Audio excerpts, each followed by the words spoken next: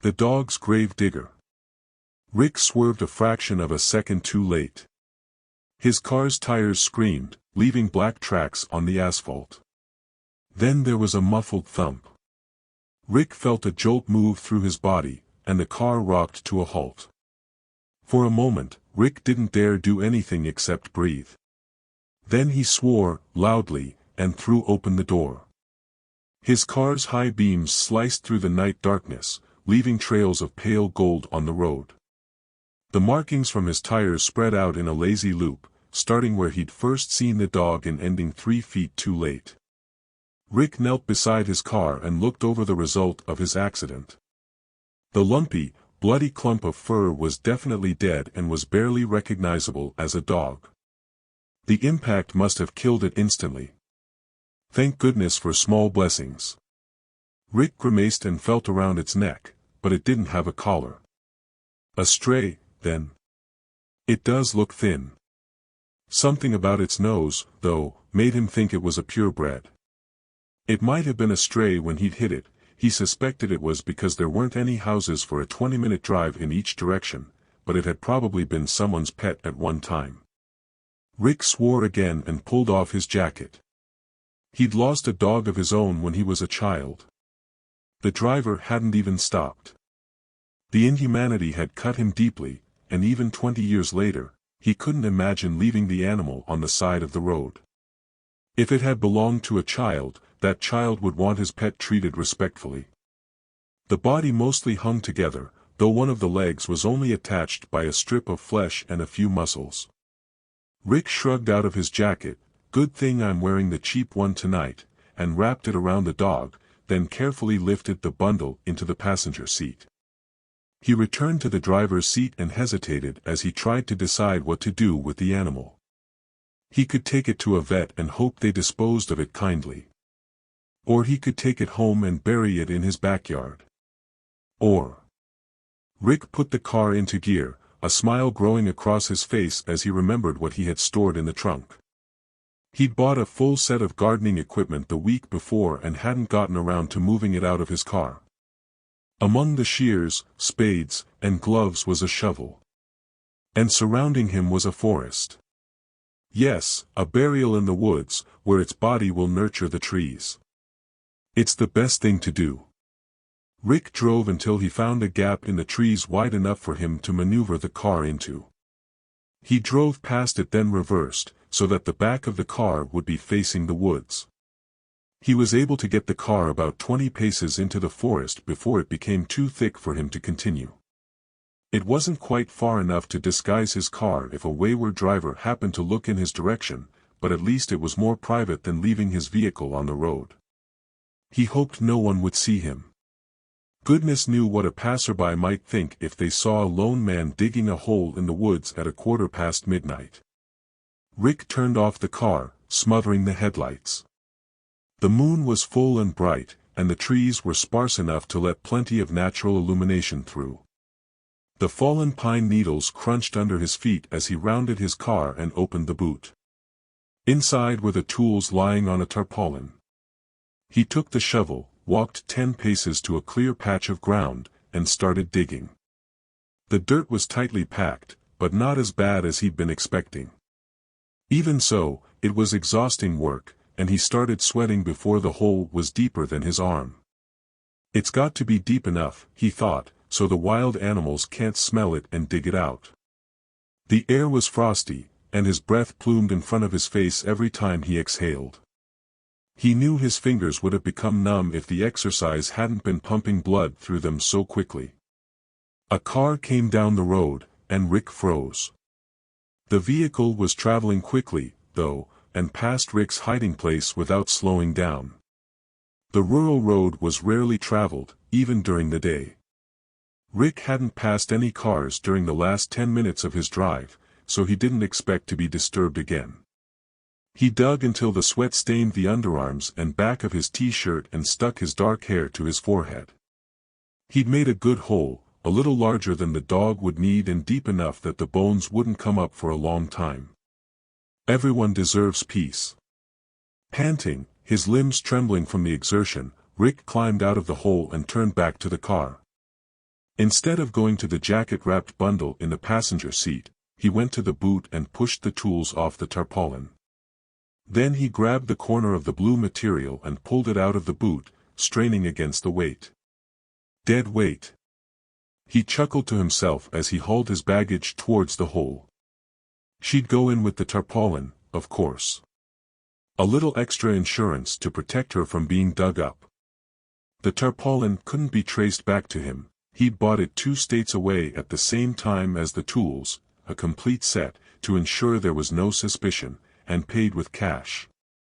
As far as anyone knew, the last time he'd seen his wife was that morning, when she'd kissed him on the cheek and left for work. Her car would be found abandoned at the train station the following day. Rick gave the bundle a final shove and watched it tumble into the hole. Then he returned to the passenger seat of the car and drew the dog out with significantly more care. The dog had never cheated on him. The dog had never lied to him. In all likelihood, the dog had never even had a malicious thought. He knelt on the edge of the grave and laid the animal's body on top of his wife's, then he set to pour the mound of dirt over the pair of them. We all need rest. Second story.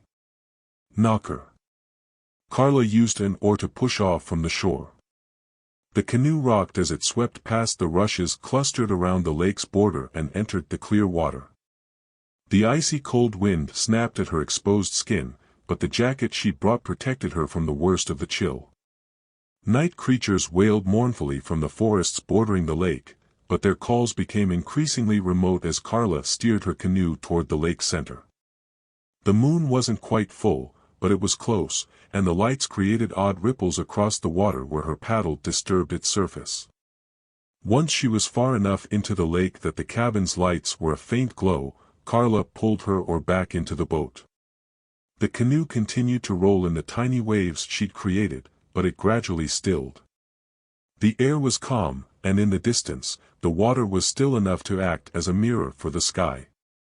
Its surface was dotted with thousands of stars. It had been years since Carla had visited the remote lake, and she was always astounded at how clear the night was without light pollution or smog clouding it. She folded her hands in her lap, closed her eyes, and began to hum. The tune brought back a rush of memories from her childhood. She and her friends had sung it every time they'd gone on the lake, and she found it easy to remember their faces, Clarice, Peta, and Mary, beaming, laughing and splashing water at each other. It's been so long since I last saw them, last spoke to them. Time slips by faster with each passing year. From what she'd heard, no one went on the lake anymore. She'd even passed some aged warning signs on the way to the cabin. The water wasn't safe to swim in, the signs insisted. Not that a sign was enough to deter Carla. Her family had virtually lived on the lake when she was a child. Some government official who had probably never camped under the open night sky had no right to tell her where she could and couldn't tread. She closed her eyes as she continued the mournful tune. The boat had been drifting while she sat, and the forest's noises were now inaudible under the gentle lapping and her hums. Something scratched on the boat's underside. It was so faint that Carla almost didn't hear it. She snapped her eyes open and looked across the lake. Everything was still. Probably a fish. She resumed the tune and leaned back. The air still felt cold, but she was slowly adjusting to it. She knew her fingers would be numb by the end of an hour, but she didn't intend to stay on the lake for that long. The brushing noise repeated. Carla didn't move, but her eyes snapped towards the boat's hull, to the section of wood that separated her from the creature below. The noise had been too loud and too drawn out to be a fish, unless it was a very large, very slow fish. Carla wet her lips. She glanced behind herself towards the shore, where the cabin lights glittered in the dark. She was the only one on the lake that week. With the water off limits, holidaying families had moved on to more inviting camps. The sound came once again, only this time it was accompanied by a scraping. It sounded like long, dull claws drawing across the boat's hull. Carla's breathing was shallow. Sweat broke out across her already cold skin. She wanted to pull her legs off the wooden base, but instead, she reached for the oar. She raised it too quickly, one end bumped the boat's side. She froze, her heart throbbing against her ribs, knuckles white on the oar's wooden handle. There was perfect silence for a second, a quiet so deep and so vast that Carla's ears rang with it, then a solid thud shook the canoe. Her knock had been answered. There was no one to hear her scream, even if she'd had enough moisture in her mouth to make a noise. Carla dumped the oar over the canoe's side and dragged it through the water. She managed 2 strokes towards land before the paddle was seized. Carla gasped and tried to tug it free. She was able to pull it partway out of the water before the pressure increased, dragging it from her hands and sweeping it deep into the lake, where it would likely never be recovered. Without the oar, she was stranded in the lake's center. Carla twisted in her seat, her eyes straining to see movement through the dark. There. The water to her left rippled as something moved through it. The shape disappeared as it drew closer, and then a slow, horrific scraping sound ran along the underside of the boat, starting at one side, drawing below Carla with agonizing slowness, and ending on her other side. Ripples disturbed the mirror-like water. She wanted to squeeze her eyes closed and clamp her hands over her ears to block out the sound, but she knew doing that would be suicide. She hunkered low in the canoe, hands resting on the clutter of shapes in its base, as shivers ran through her. The world was quiet and still. Carla's breath plumed with every exhale, and her heart continued to thunder, but everything else was perfectly calm. She could almost think she'd imagined the whole thing. Then the unseen visitor hit the boat hard enough that Carla would have been thrown over if she'd been standing. She exhaled a grunt as she hit the wooden side. The boat twirled like a leaf in the water. Another bump came from the other side, sending her careening in the opposite direction. Carla tightened her hands on the wood below her to keep her seat. The visitor was trying to throw her out of the canoe, and she clung on with every ounce of strength she possessed. The idea of being cast into the ink-black lake, her legs kicking feverishly as she fought to reach land, a waiting morsel for the unseen visitor, made her heart freeze. The boat spiraled wildly, twirling in place, then was snapped to a halt. Carla blinked back tears as she searched the rolling water for the eyes she knew was about to appear. The creature rose out of the lake. It was perfectly silent except for the water dripping off its misshapen form.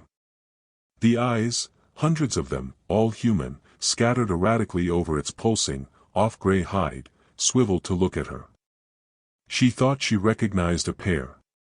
Child-sized, the exact shade of blue that Clarice had possessed, bulging in the same way Clarice had in those last moments.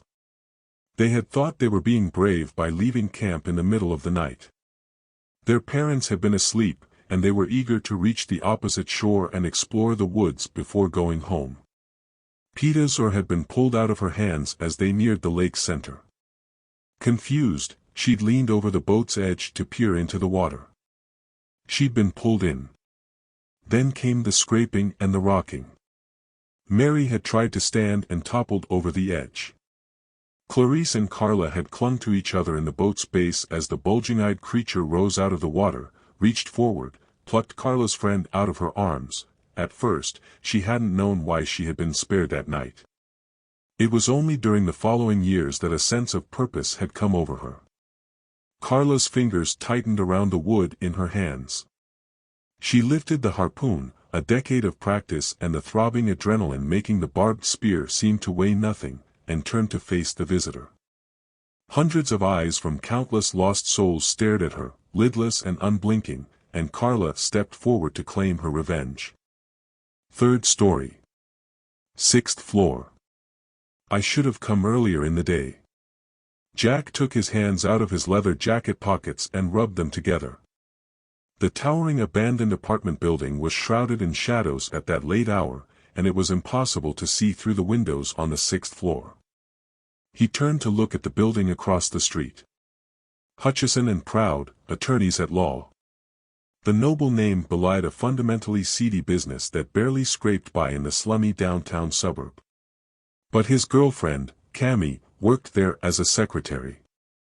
Jack turned back to the abandoned apartments. The front door was boarded over.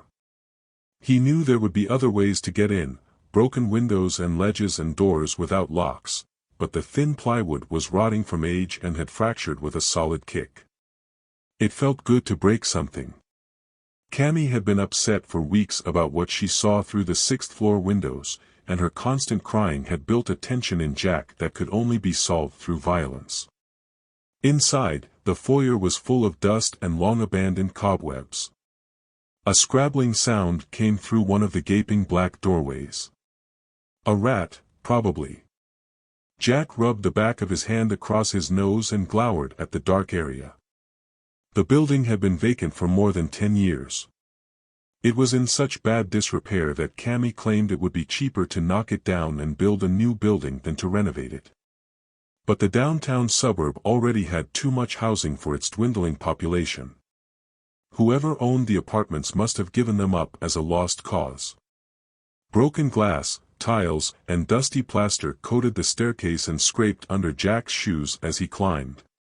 His footsteps rang through the space, echoing eerily back at him from a dozen directions and blending in with his labored breathing. He'd been unemployed too long, he decided. The flab from too many beers and days spent in front of the television was setting in, and his heart had to work harder to lift him up the stairwell. He repeated Cammy's words under his breath as he counted the floors. In the window opposite my office. That would mean the 6th floor, near the building's corner. He just stands there and stares at me all day. He won't after this. Jack squeezed his fingers into fists. He would teach the creep a lesson. It didn't matter if it was a drugged-out hobo, a runaway teen, or just a run-of-the-mill pervert. If they didn't swear to stay away from the window, he would tip them over the sill and let them smack into the concrete sidewalk. The police wouldn't care.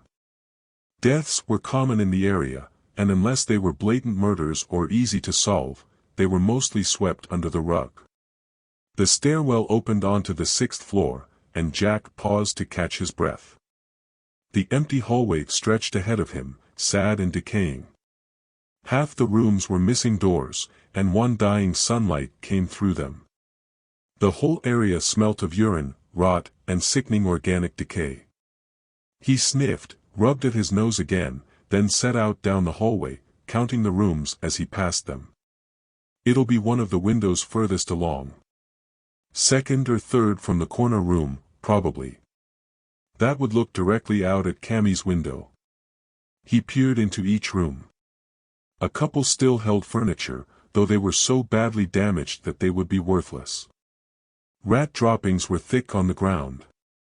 One room showed signs of being lived in within the last few years, but dust clung to the mattress, suggesting the owner had moved on some time ago. At last, at the hallway's second-last room, Jack found he was no longer alone. A figure, tall and thin, was silhouetted against the light. Standing at the window, he stared out at the street below. Jack's heart raced, but he drew in a breath to spread his chest. He placed a hand on each side of the doorway, blocking the stranger's escape, and bellowed, "Oi!" The figure didn't reply and didn't move. Something about it struck Jack as unnatural. No human could keep that still, it wasn't even breathing. He held his pose in the doorway for a moment, watching it, then cautiously stepped into the room. As soon as he got the light out from behind the figure, it became clear. The shock and relief caused a laughing fit, and Jack doubled over as he hacked in breaths and drew a shaking hand through his hair. It was just a mannequin. Jack moved up to it and poked the cold porcelain skin as his chuckles gradually subsided. "Geez, buddy, you've been terrorizing my girl for weeks."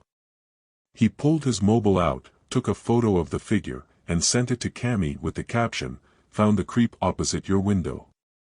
He's a real dummy." It was a good pun, Jack thought as he turned towards the window and stared at Cammy's workplace. He could barely see the little cactus she kept at her window. She'd been right, the figure was almost perfectly opposite. He wondered idly if someone had left the mannequin as a prank or if it had just been abandoned like the other furniture. His phone buzzed with a reply message. "What the hell? Did you actually go there?" quickly followed by, "You promised you wouldn't. It's not safe." The phone buzzed a third time. "And that's not the window guy. He doesn't just stand still. Sometimes he paces." Jack frowned at the final message, then drew a sharp breath as a hand landed on his shoulder. Fourth story. The Sightless. Megan sat in the plush armchair beside the window and watched the streets. A number of figures had passed within the last half hour. They'd moved out of and faded back into the mist like phantoms, never lingering. Even though the street was empty, she didn't dare relax. Seeing her town so quiet was surreal. There were no more dogs left to bark. No car horns blared. None of her neighbors argued or started their lawnmowers, even though it was Sunday morning. At least, she thought it was Sunday morning. She was starting to lose track. Taj approached from behind. He'd shed his shoes in favor of layered socks, and she wasn't aware of him until he leaned over her shoulder and passed her a note. "Is it safe to open a tin?" Megan slipped a pen out of her pocket and carefully wrote back, "I think so. Haven't seen any for a few minutes." Taj nodded and returned to the kitchen, his padded feet making no more noise than Megan's heartbeat. That was important. In this new world, the world of the sightless, noise equaled death. No one was completely sure where they'd come from. The earliest news reports, the ones that had made it through before the media blackout, said they'd poured out of mines that had gone too deep. A few people called them aliens, though that was an unpopular phrase, as they'd come from inside Earth. Others called them demons, but they had very little in common with the demons Megan had been raised to believe in. Megan and her two companions, Taj and Lisa, called them sightless. They couldn't see, and they couldn't smell, though they somehow seemed quite comfortable navigating the suburban neighborhood. The only way they could find their prey, humans, was through sound. Megan didn't know how many people were still alive in her street. Possibly none. Before the media blackout, before the creatures had rushed through her town like a deadly wave, there had been stories of entire cities being overrun. She hadn't seen any of her neighbors for more than a day. She was lucky, she knew. Her parents had been preppers. That hadn't saved them from the sightless, but at least it had ensured Megan's pantry was filled with tins of long-life food and 5-liter jugs of water. It was enough to keep herself, Taj, and Lisa alive for a few weeks, at least. There damn well better be a rescue before those weeks are up. She had no idea how the rest of the world was faring. For all she knew, the military was deploying weapons against the sightless at that very moment. On the other hand, humanity might have been all but destroyed and reduced to little pockets of survivors like in Megan's house. Not speaking. Walking with silent care. Terrified that at any moment a sneeze or a cough could force their hand. Megan glanced behind herself to where Taj had taken a large can of beans out of the cupboard. Lisa stood leaning on the bench, her long tan hair hiding half of her face. While Taj was a longtime friend, Megan didn't know much about Lisa, only that she'd stumbled into their house on the night the sightless had invaded and was grateful they'd allowed her to stay with them. Taj eased the can's ring up and then began tugging the lid free of its seal with slow, gentle motions. Opening cans was always a risk. Sometimes they were perfectly silent, but other times, the metal whined.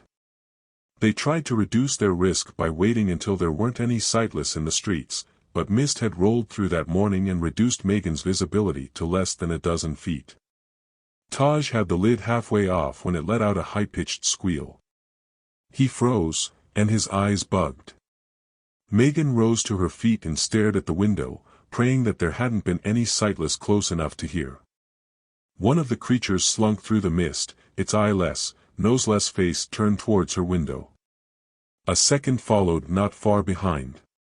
Megan couldn't even breathe the swear word that hung on her tongue. The window's glass had been broken out on the night of the invasion. Megan's parents had tried to fight back. Their bodies were gone, but the blood would never come out of the walls. Megan took an involuntary step backward, holding her breath and praying her heartbeat wouldn't be audible. The first sightless stepped easily over the window's sill. Its long, leathery gray legs were as silent as Megan wished her human limbs could be. It passed her so closely that she could smell the decaying flesh that tainted its breath. Its mouth, a long gash covering the otherwise empty, tapered face, opened a fraction, exposing the off-white teeth inside. It moved through the house with deceptive slowness. Megan had seen how quickly they could run when they pinpointed a noise. Faster than a cheetah. The second sightless climbed over the sill. Megan realized its trajectory meant it would bump into her, and she took a careful step to her left. For a moment, she was afraid that, even with her feet double-layered in thick socks, she'd been too fast and made a noise. The sightless hesitated for a second, its head tilted in her direction, then continued towards the kitchen. Taj was sweating and shaking. He'd left the tin on the bench and held his hands at his sides in the pose they'd discovered worked best to stop shifting clothing noises.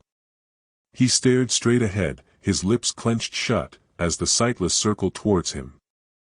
He was holding his breath, and drops of sweat beaded over his face. He's frightened. They'll hear his heart. Megan squeezed her eyes closed, unwilling to watch, as the sightless honed in on her friend. Then shattering glass in a building across the street broke the silence. The sightless froze for a fraction of a second, then both turned and shot through the room as gray blurs. They passed so near Megan that she felt the wind ruffle her hair.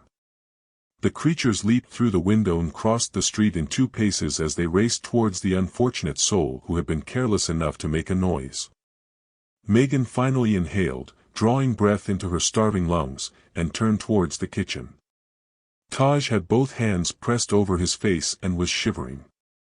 As their unknown neighbor's screams rose into a terrified, agonized wail, Lisa picked up the half-open tin and offered it and a spoon to Megan. She tried to return the grim smile and scooped a spoonful of beans. She was practical enough to know there would be no safer time to eat than when any noises were masked by the screams. 5th story. Flotsam. A body lay among the rock pools. Lacey froze, one hand clutching her beach bag, the other halfway through wiping strands of hair out of her eyes. She stared at the shape. The bluff offered a good view of the rock-dotted beach and dark rolling ocean. When she'd left her hotel that morning, it had been a clear spring day. Blue skies, fluffy clouds, and a warm breeze had encouraged her to keep her plans for a visit to the beach, even though the cafe waitress had warned bad weather was coming. Dark clouds had begun to gather not long after Lacey left the town. She hadn't realized just how remote the beach was. She lived in Sydney, where a hot day meant every sandy cove was packed with sunbathers and families. But this was New Zealand and a good way out from the touristy areas. The beach looked as though it almost never saw human intervention. She'd even passed a group of seals happily sunning themselves on the rocks a few kilometers back. Maybe that's what the shape is, a seal. Sailors used to mistake them for mermaids, didn't they? Lacey squinted at the shape. Definitely human. There were no flippers or oily skin, but 2 arms dragged through the rock pools as the waves nudged at the figure. Lacey turned to the path that led to the town but hesitated. The walk back would take more than an hour. Thick clouds were already turning the sky's cornflower blue into gray as the storm swelled. The body rocked in a mesmerizing cycle as the water lapped around it. She didn't think it had caught on any rocks. If the tide pulled it out, it would be lost again, possibly forever. I can't let that happen. The incline leading to the rocky shore was steep, and Lacey tightened her grip on her bag before sitting on the edge of the grassy overhang and swinging her feet over the edge. She slid down the slope, regained her feet, and jogged towards the shape swaying in the water. It was wearing dark blue clothes. Some sort of uniform, Lacey thought, though the fabric was tattered from being snagged in the rocky surf. He might have fallen from one of the freighters that circled the islands or possibly even a cruise ship. As Lacey moved closer, the intense smell hit her, making her stomach muscles clench and her throat restrict. She tried to breathe through her mouth, but the odor became stuck on her tongue. Under the torn clothes, his skin was bubbling, swelling, as bacteria worked on converting the flesh into gas. He lay face down in the water, so she couldn't see his expression, but his scalp had lost a lot of its hair. Get him onto the beach. Get him secured. Then go for help. Lacey knelt beside the body. The smell made her retch, and she pressed her right sleeve over her nose as she reached her spare hand toward the corpse. Thunder cracked overhead. It was close, so close that she knew she would certainly get drenched on the walk back to the town. Squeezing her eyes until they were nearly closed, Lacey touched the corpse's shoulder. The cloth, cold and wet, felt slimy under her fingers. She wanted to move back and to look away, but she didn't allow herself. Instead, she tightened her grip on the jacket and pulled. The body was heavier than she'd expected. Its clothes caught in the rocks, and its head lolled, spilling water out of its open mouth and the holes poking its skin. With the water came more of the smell. She'd never thought a decaying human could be so overwhelming. Lacey gagged as she pulled the figure out of the water and dragged it farther up the beach. She didn't let herself stop until she'd reached the curve where the beach rose into the bluff, then she let go and stepped back with a gasp of relief. The body was missing a leg. Lacey's heart dropped. She glanced at the water's edge, where the limb floated, half submerged in the sea-foamed rock pool. I can't just leave it there. Lacey approached the leg. The pants had stayed with the body, leaving the limb exposed. It looked ghastly, gray, bubbling, and eaten away in many sections where sea creatures had feasted. Touching the flesh was abhorrent. It was slimy and spongy, with just enough of the familiar fleshy texture to re-trigger Lacey's gag reflex. She carried it up the beach as quickly as she could and left it beside the body. Another crack of thunder deafened her as the sky lit up. Lacey turned to the ocean, where the waves were rolling closer, growing in size, and breaking on the bank of rocks near the shore. A huge, heavy raindrop hit her face. The waves would sweep into the cove as the storm grew. If the police decided to wait until after the storm, the body might be washed away by the time they reached the beach. Lacey stared at the waterlogged corpse. It had been a person, who might have a family. And who deserves a proper funeral? I can't let him be lost again. She searched along the shore for rocks. Most of them were too large to lift, but she found half a dozen small stones, which she wedged around the corpse to weigh it down. Will that be enough? What if it's not? I should find something to bring back for the police to identify the body, at least. Lacey knelt beside the figure and held her breath while she searched the uniform's pockets. If he'd been carrying a wallet, it had been lost to the ocean. As she felt around the jacket, something else came loose, and Lacey stared at it for a moment before deciding. That will have to do. She tugged the item free and then stepped away from the body, stifling her gag reflex. Lacey carefully placed her prize into the beach bag. This way, even if the body's gone by the time they find the beach, they'll have something. Something to identify. Something to bury. The rain had started to fall in earnest. With a final glance at the body, Lacey scrambled up the slope. She reached the path at the top, wiped her wet hair out of her face, and began the long walk back to town, the corpse's head tucked snugly in her beach bag. 6th story. Great Aunt Enid. Jacob sat in his car, staring at the house's front.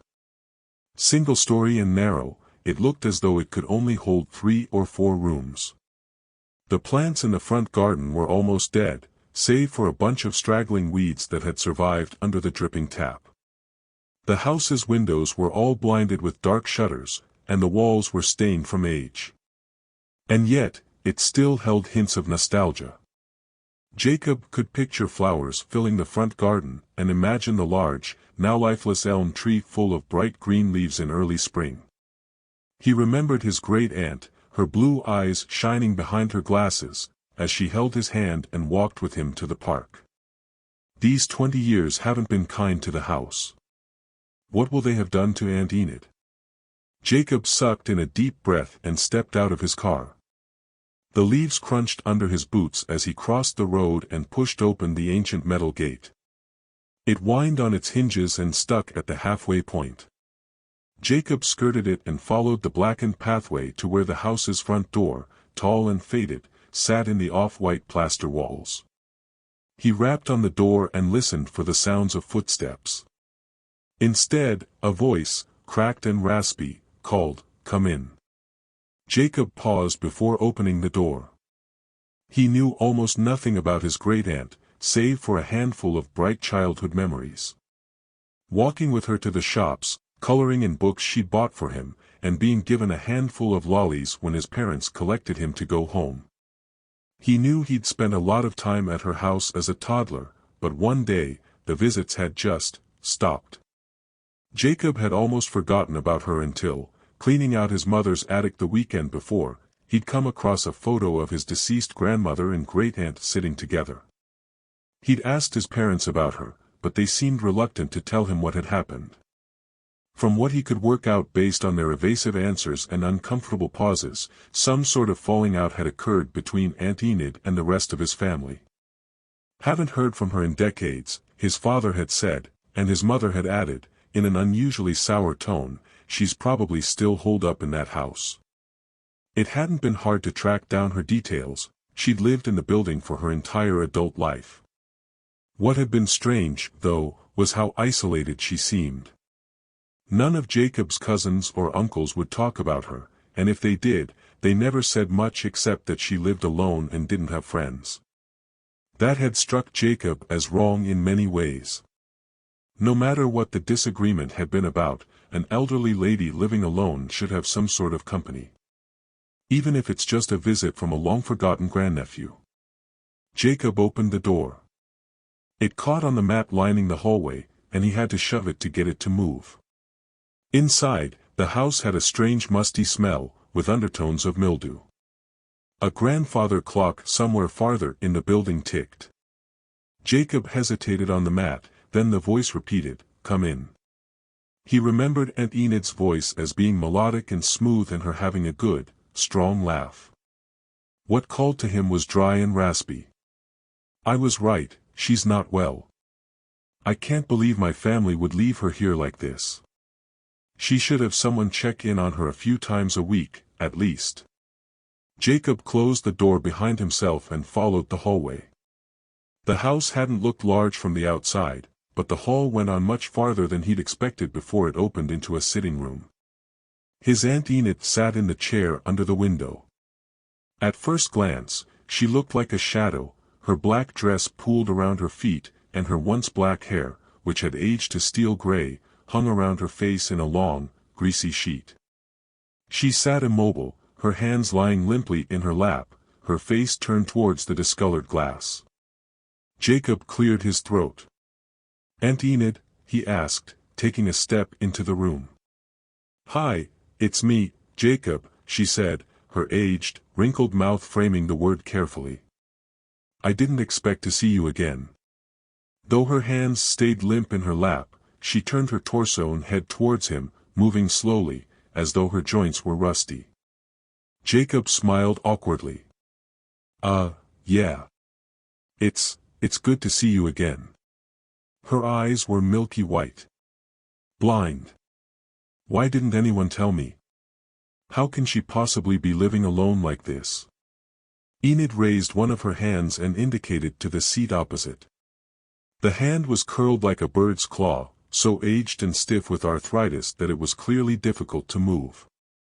Jacob sat in the chair, trying to ignore how dusty and stained it was. He leaned forward, cleared his throat, and tried to inject some life into his voice. "I have so many happy memories of visiting you as a child. I'm sorry we lost touch."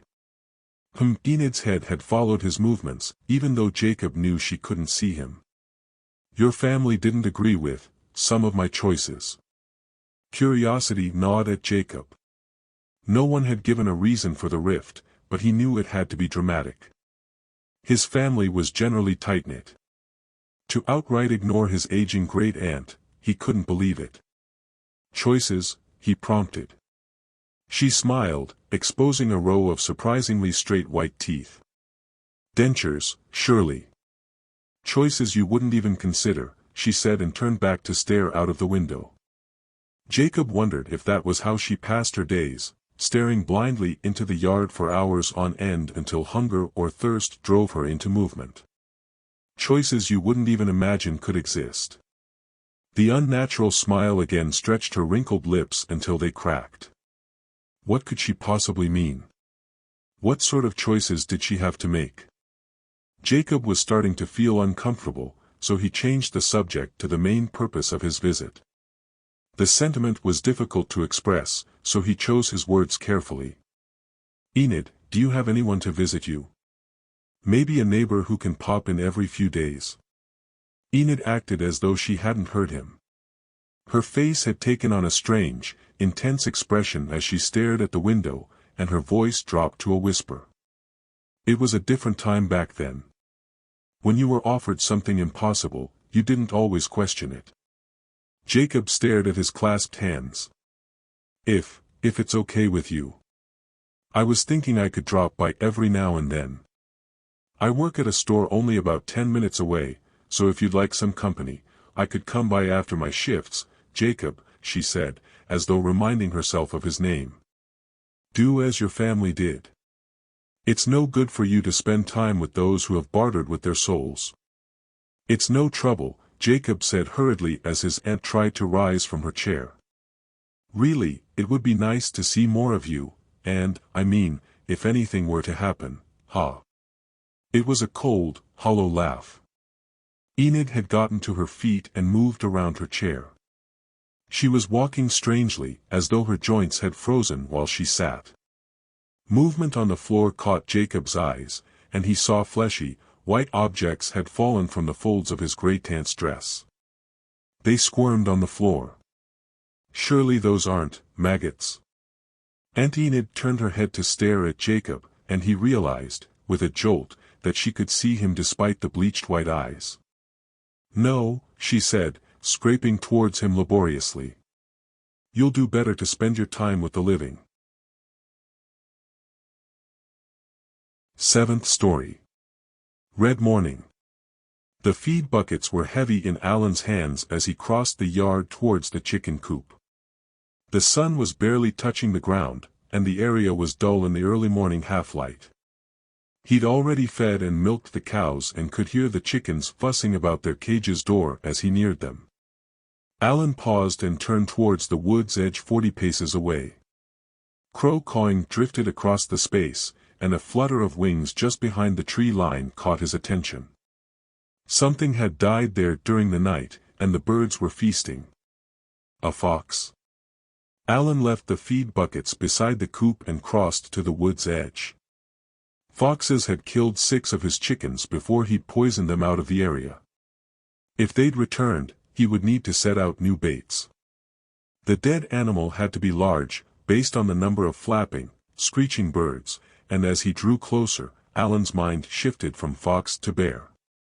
The figure was made of patchy browns and pinks, but the bird's massacre had been so thorough that it wasn't until he was nearly on top of it that Alan recognized it as human. The world seemed to fall abruptly still, and for a moment, all Alan could do was stare, tight-lipped, at the stained fur jacket, torn jeans, matted hair, and fleshy limbs reaching out. Then one of the birds fluttered up to dig at the woman's face, and something inside Alan snapped. He grabbed a branch off the forest floor and waved it at the crows to scatter them. They hopped out of reach, their beady eyes alternately watching their meal and Alan's weapon as they cackled and cawed at him. "Get away," he yelled, swinging the branch again, but he knew they wouldn't stay back for long. The woman's body seemed fresh. The birds had torn out her eye and tongue and had picked holes through her face, but they hadn't been at work long enough to disguise the blisters disfiguring her skin. The scabs looked angry and red, as though she'd fallen into boiling water. Alan realized he was staring and turned away, though he knew he would never forget the image. He pulled his mobile out of his jacket pocket but hesitated over the buttons. He was friendly with the local sheriff, but he didn't know if it would be appropriate to call Matt or if he was supposed to phone the emergency helpline directly. He suspected it was the latter, but that felt too impersonal. He dialed Matt instead.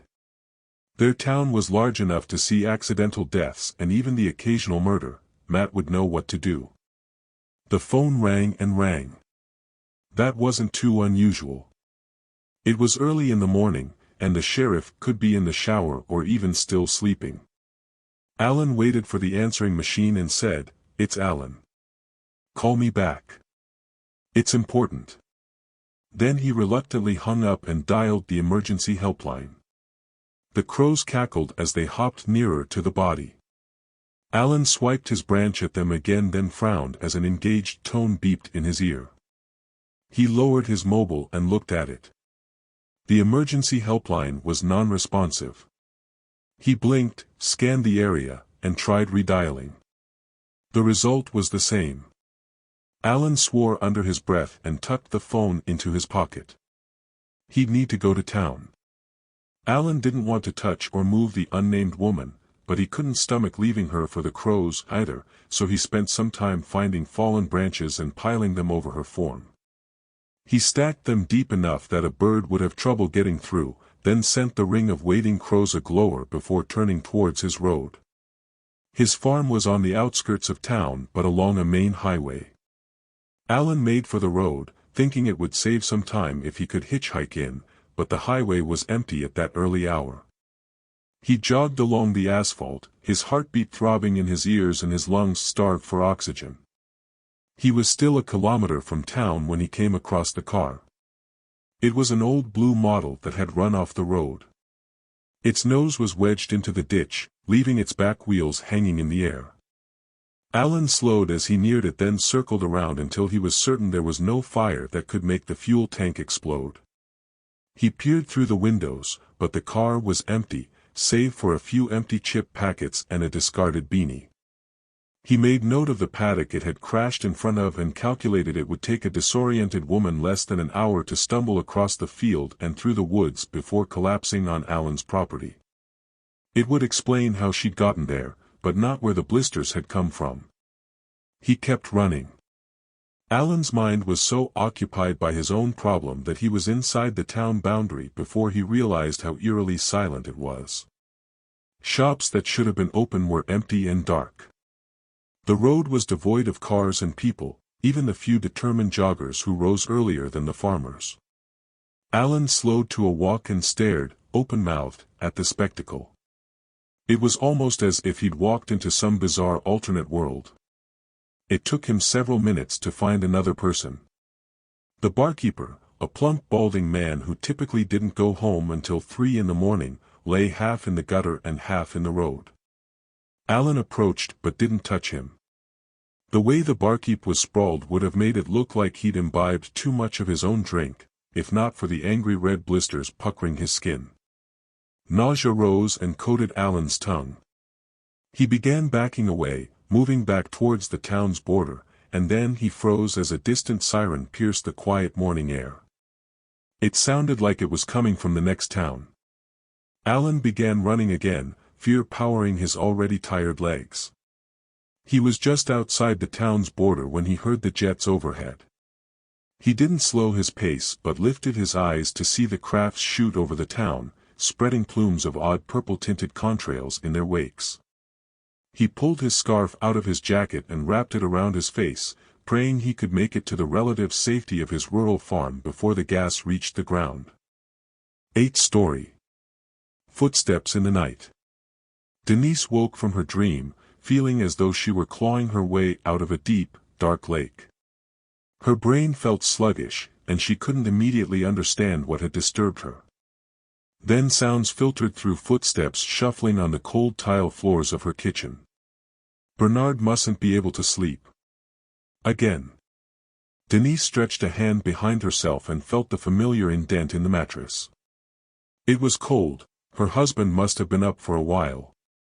She wished he would come back to bed. After 30 years of marriage, she found it hard to fall asleep without company. What time is it? Denise rolled forward to reach the lamp. Her fingers brushed a bottle, knocking it off the edge of the bedside table. The bottle's contents rattled as it hit the floor. What's that? She already knew what it was, though. Sleeping pills. Her mind, still filled with that deep-water sensation, couldn't remember why she had sleeping pills on her bedside table. She'd never suffered from insomnia. That was Bernard's quarter. The footsteps moved from the kitchen to the lounge room in a path Denise was intimately familiar with. Every night, he stalked through their home, searching, perhaps for relief from his own mind. He always took the same route, from the hallway to the kitchen to the lounge room to the hallway to the spare room, then back again. Denise was so used to it that it almost never disturbed her anymore. It's different tonight, though.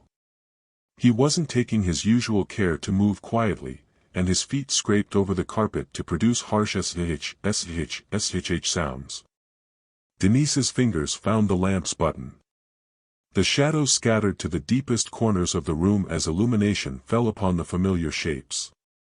Her bureau, the beautiful wooden table that normally held her trinkets and a vase of fake flowers, was a mess. Someone had scattered the contents to the ground. Denise frowned. Who? And why did I go to bed without tidying it? A faint blurred memory rose in her mind. She saw herself sweeping her forearm across the table, knocking off the makeup and silver brushes Bernard had given her, even the cherished necklace he'd bought her on their 30th anniversary. Denise bent over the edge of the bed to pick up the bottle she'd knocked to the floor. It was unexpectedly light. She shook it and found it was only half full. I've been taking them for a few days, then. They must be the reason my head's so foggy. I can't remember. The shuffling footsteps moved through the lounge room. Denise imagined her husband, his sagging face cold and distant as he gazed out of the full-length window towards the swaying black trees that lined their driveway. He always looked grim when the insomnia had him in its grip. Once, not long after their marriage, she'd asked him why he looked that way. He'd stared at her for a long time without answering. Shoo, sh. Bare feet dragged over the carpet as Bernard's well-worn path took him past their bedroom. His silhouette appeared in the doorway, too far from her lamp for his features to find any relief, and finally, his pacing stopped. Denise thought he might be ready to come back to bed, but he didn't enter the room. Though shadows obscured his face, she could make out the shock of his thin, messy hair and the outline of his crumpled clothes. Burn. A strange odor accompanied him. She'd smelt it before, she knew, and recently, but she couldn't place where. She still cradled the bottle of sleeping pills in her hand, and she squeezed it as images flashed across her sluggish mind, the flowers, anachronistically bright, lying across the dark polished wood. That's what the smell is, she realized. He smells like those flowers. She saw herself sitting at the bureau and watching the tears run down her face, ruining the makeup, bleeding the black eyeliner and the rouge that had been intended to hide her paleness. She'd been surrounded by the gifts her husband had lavished on her, and it was intolerable, so she'd swept them off the table and watched them clatter to the ground. Then she remembered standing on a grassy swell, staring into a black hole as the polished wood was lowered into it, and she realized why she'd needed the sleeping tablets. They were the only thing that had been able to bring her rest after the funeral. After Bernard's funeral. Denise turned towards the bedroom doorway, where the silhouetted man watched her. 9th story. Surf. Marina let the fire burn patterns into her vision as her long, thin hair created curtains to hide her face. Her 5 friends, spaced around the seaside fire pit, had all become chattier as the alcohol hit them, but drink only ever made Marina quieter and more self-conscious. She was happy to let the conversation flow over her as she tuned out the individual words. Todd pushed away from the sand, where he'd been lying on his belly. His curly hair flopped around his face, reminding Marina of a shaggy dog, and she dipped her head a little farther to hide her smile. "I'm gonna catch a couple more waves." His voice was faintly slurred, but if the beer had affected his coordination, it was impossible to tell it apart from his regular ungainliness. He stumbled towards the row of surfboards propped in the sand. "Who's coming?" "Stay by the fire," said Elena, the self-appointed mother of the group. "Don't drink and drive a surfboard, boy." He cackled a laugh and turned to Marina. "You wanna come? I'll teach you." She mutely shook her head, so he shrugged and began jogging towards the ocean. A second later, his best friend, James, also leaped out of the sand and grabbed his own surfboard. "Oi, wait up." Elena snorted and nudged Marina with an elbow. "Todd likes you, you know. That's the 4th time he's asked you to join him today." "I don't like the ocean," Marina mumbled, hoping that would be enough to shut down the discussion. Elena looked as if she wanted to talk more, but at that moment, Laurie dropped her beer can into the fire, and the cries and laughter served as a distraction. Marina sat for a moment more, watching the flickering flames, then excused herself and rose. She hadn't been drunk in a long time, and the alcohol was affecting her more than she'd expected. She went as far as the ocean's edge and then began walking parallel to the surf, hoping the cool wind and exercise would sober her. To her right, Todd and James were paddling out towards a swell in the waves. The shore was far enough from town that the tourists didn't often go there, and its pristine sand was littered with colorful shells. Marina bent to pick some up, a half-formed idea of turning them into a necklace hovering in the back of her mind. She'd only collected a handful when she saw something that didn't belong on the beach. Her first thought was that it was a piece of coral.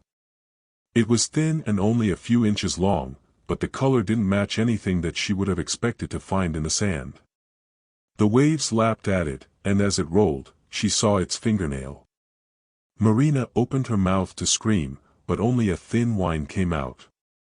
She dropped the shells, glanced towards the fire, towards the ocean, and then back down at the severed human finger drifting in the surf. The alcohol was clogging her ability to reason, so she did the only thing she could think of. She reached forward, hesitated, and then picked up the digit between 2 of her own fingers, holding it away from herself as she hurried back to the fire. The 3 who had remained there were all laughing at something Laurie had said, but Elena's smile vanished as Marina held the finger towards her. "Mar, what the hell?" "I found it," Marina said helplessly, dropping it on the sand beside the fire. "In the water." Laurie gaped at her. "And you picked it up?" "I didn't know what else to do." "Hang on." Elena had her palms pressed to her temple, her earlier intoxicated glow gone. "Calm down. We need to figure out what to do. Did you see any other body parts?" Marina's horrified stare was all the answer Elena needed. She squeezed her eyes closed and scratched at her scalp. "Okay, so, maybe this happened in an accident. Or maybe it's from something worse. It's fresh." Peeta pointed towards the severed edge. "Look, it's still red, and it hasn't started to decay yet. So it's probably from today. Maybe only a few hours old." Elena's fingers were still scratching restlessly. Okay. Who has a phone? We need to call the police." "I do." Peeta flipped over to dig through her bag. "Great. We'll call the police," and her attention turned towards the water, where Todd and James were surfing. "You think they're in danger?" Laurie asked. "Well, fingers don't just drop off, do they?" Elena snapped. She stood, dusted sand off her shorts, then jogged towards the water's edge. Marina followed. She'd heard there were sharks in the area, although they normally didn't come into the Crescent Beach. Once the idea had been suggested, it was impossible to forget. "Oi!" Elena screamed across the waves. "Todd! James!" The boys were a long way out, straddling their surfboards and facing the horizon. They didn't respond to the calls. Elena swore.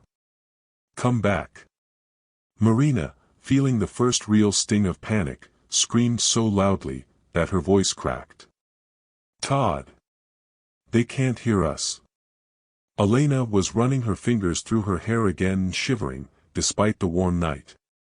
"Crap, they shouldn't have gone out so late, and they're drunk." Laurie shoved between them, dragging her own surfboard towards the waves. "I'll get them back." "Crap, no, Laurie." Elena's objections fell on deaf ears. Laurie waded out as far as she could, then leaped onto the board and began paddling. Marina squeezed her hands together, watching her friend set a course towards the waves, as Elena paced beside her. "It's probably fine," Marina said, but her voice sounded faint in her own ears. "Like you said, it was probably an accident or something." "Peeta's still on the phone." Elena folded her arms and shifted up onto her toes to watch Laurie's board, then she turned abruptly. "I'll go see what they're saying." Marina stayed by the ocean's edge, her eyes glued on the three figures bobbing in and out of view on the swell. Part of her was starting to wish she'd left the finger on the shore. It had caused much panic, and probably for nothing. She was sure there were 100 ways someone could lose a finger, it didn't have to be sharks. The two boys looked around as Laurie neared them, and all three turned their surfboards back towards the beach. Marina began to breathe properly again. It would only take them a minute to reach shore, and then there would be nothing to worry about. She twisted towards the fire pit to call out the good news, but it was vacant. Frowning, she moved cautiously towards it, trying to pick out either Elena or Peeta in the dim light. Their bags, their bottles, and the packets of chips sat where they'd been left. Even the severed finger lay near the fire, its nail picking up a glimmer of light from the flames. But her friends were gone. In their place were 5 small drops of blood quivering in the sand. Marina dashed into the ocean. She was waist deep when Todd, the nearest, reached her. "Pull me up." She grabbed for his arm, begging to be led onto his board. "It's the beach that's dangerous, not the water. Pull me up." 10th story. Those who live in the woods. Tessa flipped her sleeping bag out of its holder and laid it beside Karen's. They had only a 2-person tent, with barely enough room for their bags. Once Phil arrived, they would be like sardines in a tin. Not that she minded. They'd been through worse on their annual long weekend camping adventures, including one trip where their tent had been blown away and they'd had to sleep outdoors for 2 nights before making it back to civilization. She poked her head out of the tent to see Karen sitting beside the fire, turning sausages on the skillet. "How are they doing?" "Just about there." Karen was leaning so close to the flame that the flickering light seemed to make her face glow. She had the excited, almost manic smile she always wore whenever they started on their hikes. Even though the car park was only 20 meters behind them, she was glad to be amongst nature again. "Should be done by the time Fel gets here."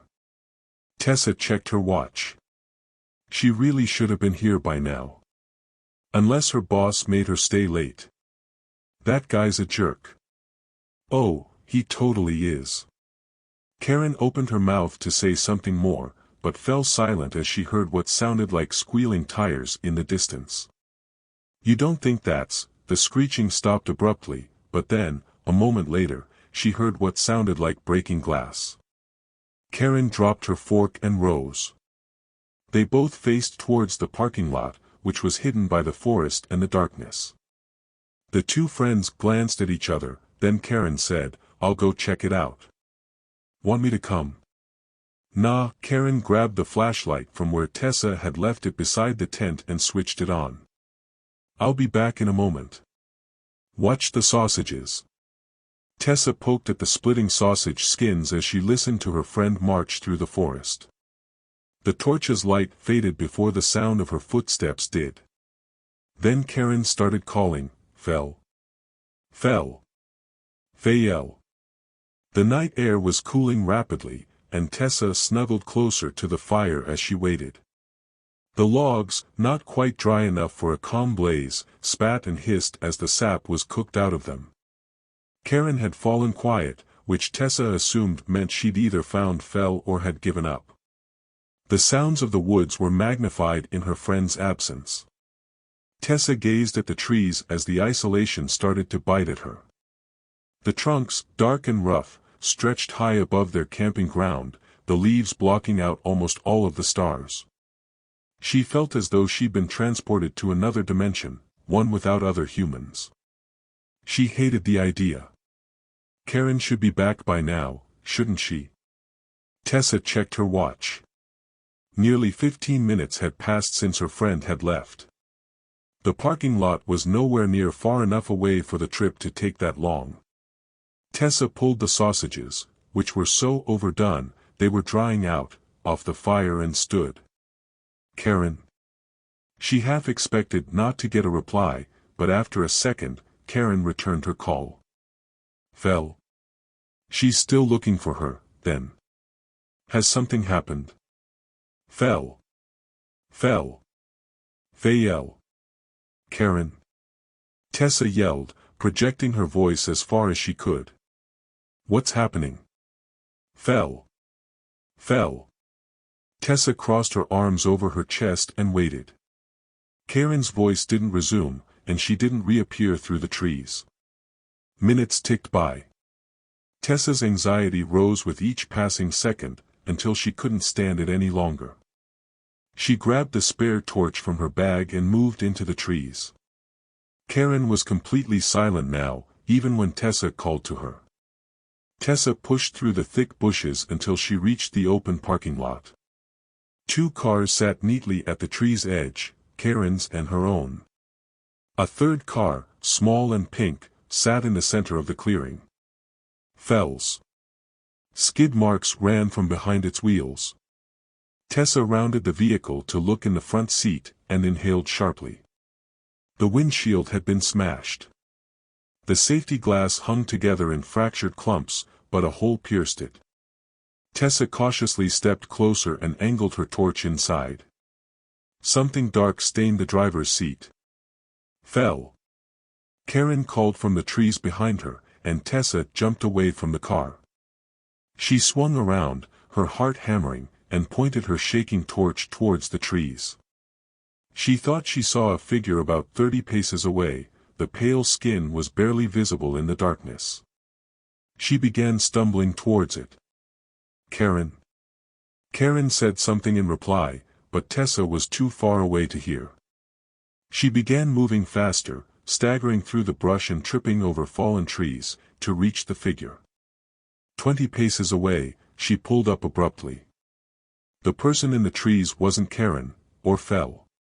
It was far too tall and lean to be either of her companions. She opened her mouth but couldn't find any words. Then the figure, without moving a muscle, said, "What is this?" It was the most surreal experience of Tessa's life. The voice was Karen's, but the body wasn't. Tessa took a step backward, and the figure said, this time in Fell's voice, "Who are you?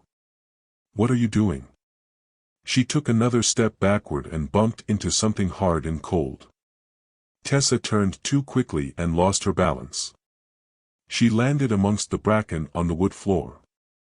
Raising her head, she saw another of the shapes looming over her. It was taller than a human, and its skin was so pale, it almost glowed in the thin patches of moonlight that reached through the trees. Then Tessa caught sight of its face, and a scream boiled up inside her. It had no eyes or nose. The skin stretched smoothly from its tangled hair until it reached the lips, thin and blue, that framed the mouth. Its teeth were blackened and pointed, sharp enough to tear cleanly through flesh. The figure's lips opened. "What is this?" it said, imitating Karen's voice perfectly, as more of its companions melted out of the shadows to surround Tessa. "What is this?"